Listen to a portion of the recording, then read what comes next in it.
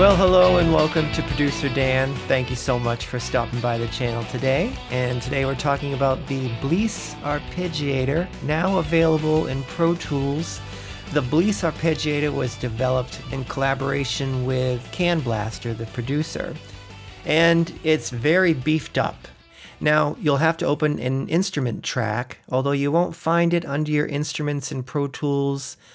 You'll find it under Midi Plugin, BLEASS Arpeggiator for Pro Tools. And yes, it does have a synthesizer. It has a very kind of pared down synthesizer. So when you do open it, right away it's going to give you a sound. There's an oscillator here that you can control.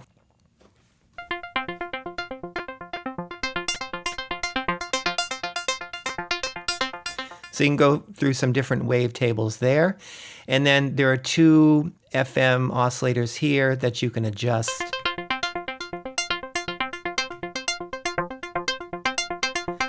You can turn this synth on or off. And there's, of course, a delay. You can control the timing of the delay. Also the feedback, how long it goes for. And the mix, how much of this is actually put into the sound.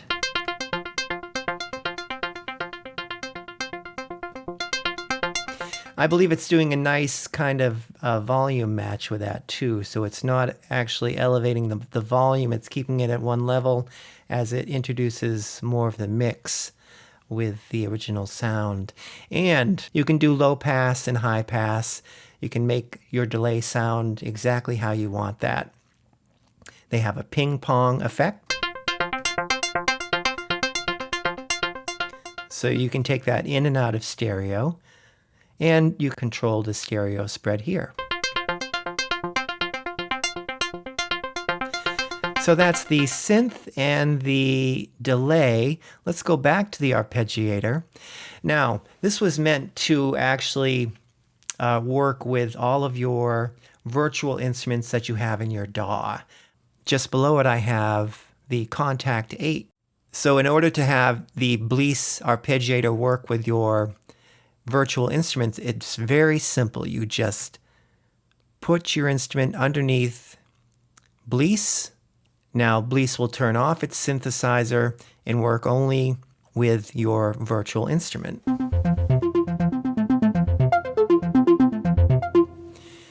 And in Contact, I'm running a sound from the Analog Dreams.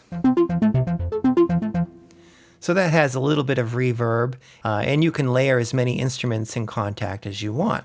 Now, since it's no longer going through the synth part, we're no longer hearing the delay from the synth. So I have a delay here that I'm going to move up and have it work with our sound.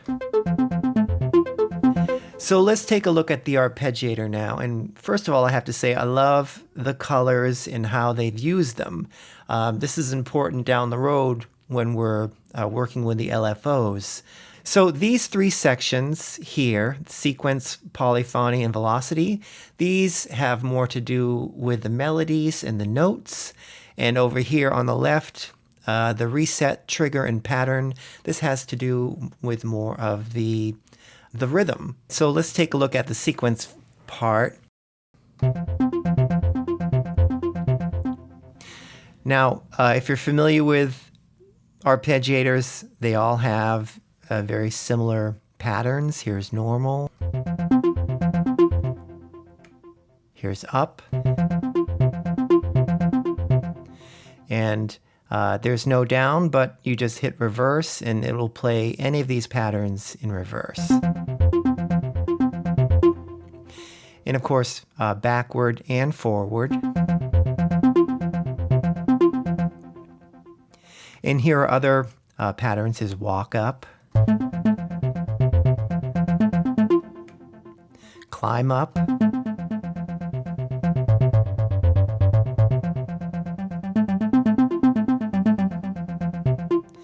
right now it's doing a 1 octave range, but you can make that up to 5 octaves if you want. And we can also have it repeat the notes either once, twice,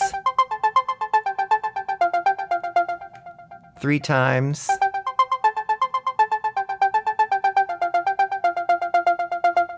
okay. Here's one called Gratitude that I think is fun. Let's take the notes down to 1. Take out the forward and reverse. We can change the rate, make it a little faster.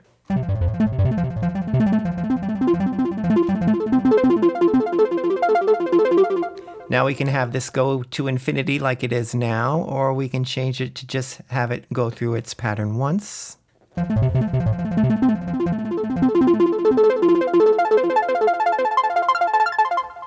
And we can adjust the step jump where it can skip notes.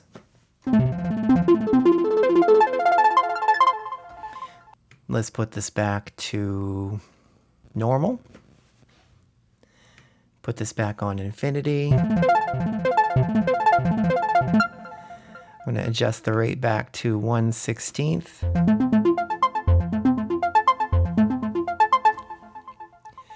Also, we can offset the octave. We can have it skip 1 octave and just go straight to the 3rd above. So that's the sequence part. Let's go to the polyphony part. It can do chords. And when that's off, it's automatically in polyphony, so it's only doing 1 note at a time, but we can change that to 2 notes at a time.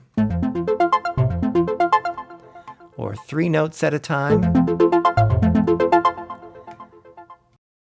We can have it put gaps in.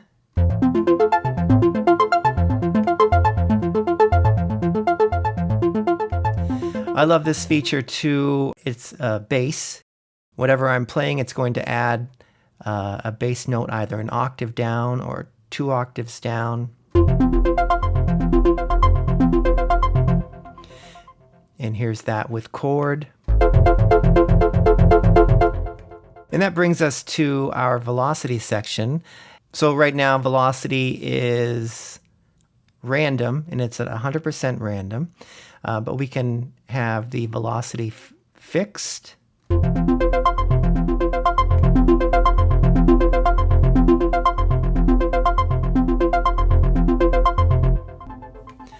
Let's set this back to 1 note.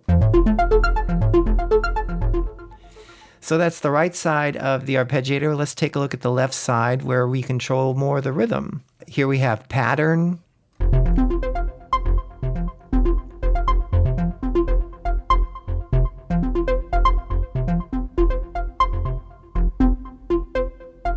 And as you can see, the notes will coordinate to these notes, and it will only play the notes that are highlighted.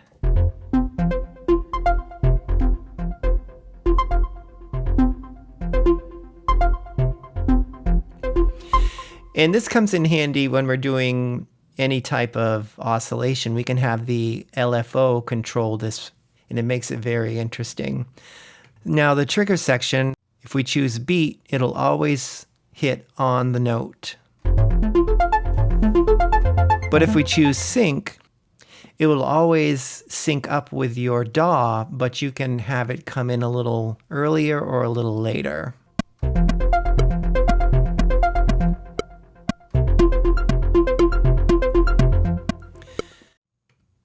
Or we can have it just go free from your DAW.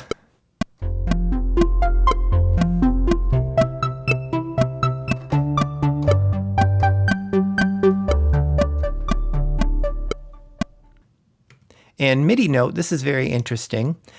Notice when I chose MIDI note, the only thing that stayed lit is this part. See how this says D1? And if we look down here, here's D1. My keyboard is too small to hit that, so I'm going to change this. All we do is click on it, and here are all your notes on the piano. So we'll have it do D3. So every time I press D3, it'll trigger the next step in the arpeggiator.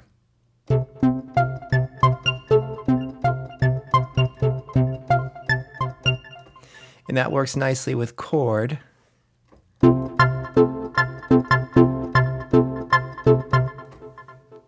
So let's set this back to beat. Of course, here's the rate.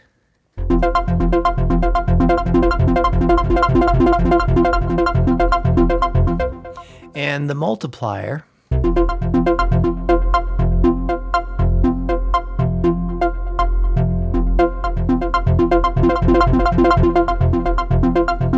And these work nicely when you have them triggered by the LFO, which we'll get to in just a bit. You can filter out the triplets or play only triplets.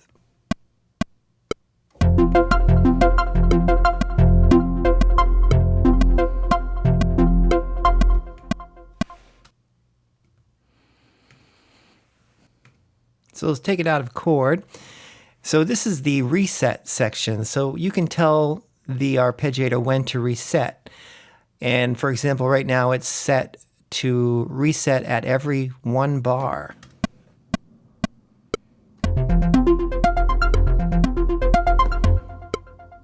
Or half a bar, third of a bar, or 2 bars,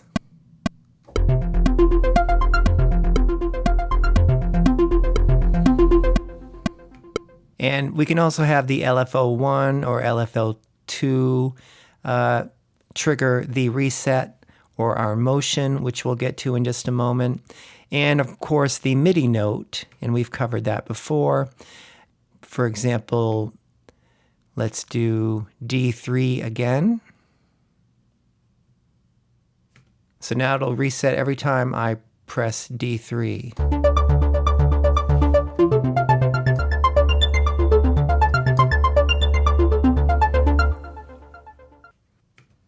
Okay, so that covers the arpeggiator. Let's take a look at the LFO. There's 2 of them. You turn them on here. And here are the different waves. And these will trigger whatever parameters you want. Like right now, this LFO is triggering the rate multiplier and the octave range. And we can change the rate.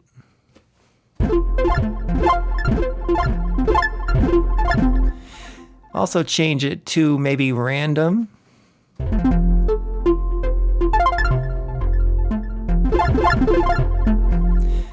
And this can be free, or it can sync up to the DAW, or it can sync up to the beat.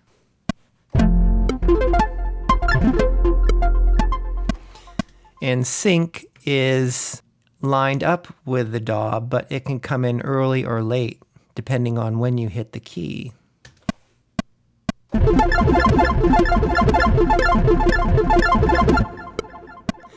And we can smooth this out. As you can see, the random is very square, so it does it very rigidly, but we can maybe smooth it out just a little bit so it behaves more like a sine wave.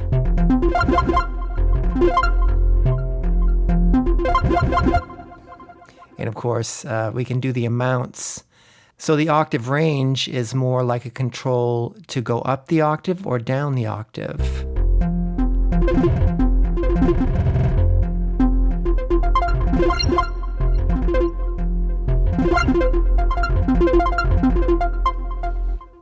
All right, so that is the LFO, and you have 2 of those. You can work with those. Let's turn those off. And let's take a look at the motion. This is a sequencer.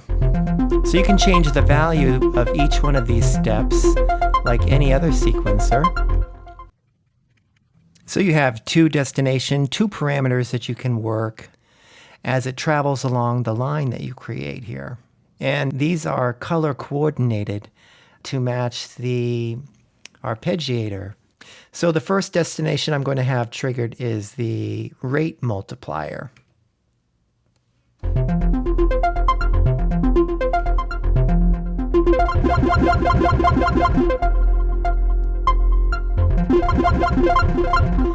And you can control the percentage of that as it works.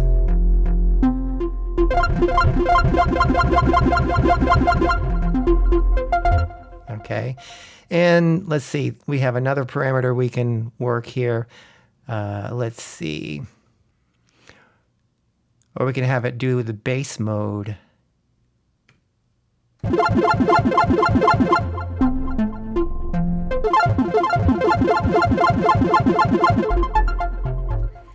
So that's the motion sequencer. That can be a lot of fun. You could spend a lot of time on this.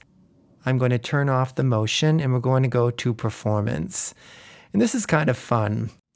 You have an X and Y axis 1 and X and Y axis 2. So right now I have it set to offset the gate and the octave. So you have the X and the Y, and the X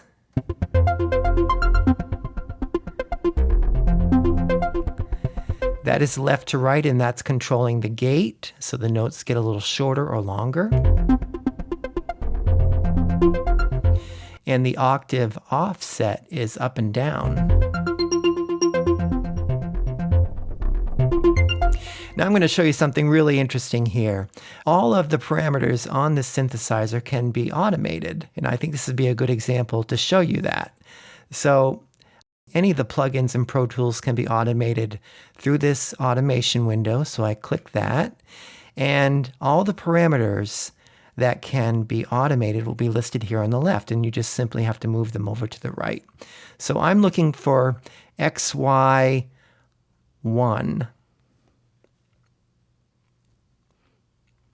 So here's X axis 1 and Y axis 1. I'll move those over, press OK. Now we'll come over to the track and we'll put this on the automation. And you can see we have now visible the BLEASS Arpeggiator for Pro Tools, axis 1 and Y axis. So just choose one of those and they'll both work with this example. So I'm going to change this to touch. We'll record ready the track, press record.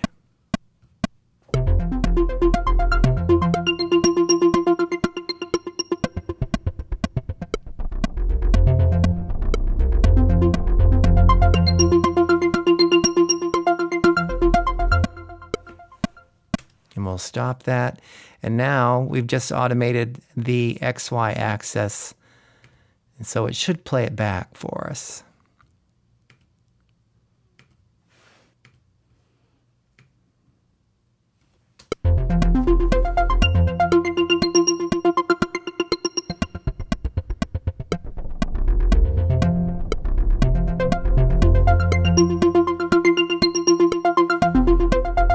Okay, so that is the BLEASS Arpeggiator for Pro Tools. Thank you very much for checking out the video. I hope you found it helpful. I'm very pleased this is now available in Pro Tools. There's so much now available in our last update. So much that I have videos to do for the next 6 months, so stay tuned for those. Thanks again for watching the video, and I look forward to seeing you in the next one. Take care.